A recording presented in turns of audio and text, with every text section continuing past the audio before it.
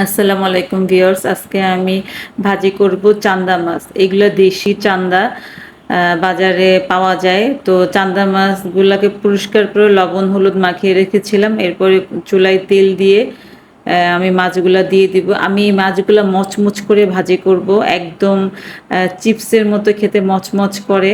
কারণ তখন এই চান্দা মাছের যে কাঁটাগুলা থাকে সেগুলা একদম কুড়মুড়ে করে একদম হয়ে যায়।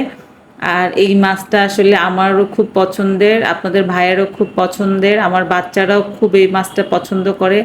গরম ভাত দিয়ে চান্দা মাছের কুড়মুড়ে ভাজি সেই মজা। মাছ ভাজি হয়ে গেছে, এই পর্যায়ে আমি চুলায় কিছু পেঁয়াজ কাঁচামরিচ ভেজে নিয়ে আমি আবার চান্দা মাছগুলি দিয়ে দিলাম।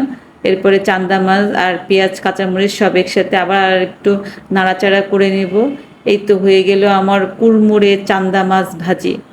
আসলে এই টাইপের মাছ, ছোট মাছ কাটার ভয়ে অনেক সময় আনা পসিবল হয় না, কিন্তু তারপরেও মাঝে মাঝে বাজারে পেলে আপনার ভাই নিয়ে আসে, কারণ এটা আমরা সবাই খুব পছন্দ করি।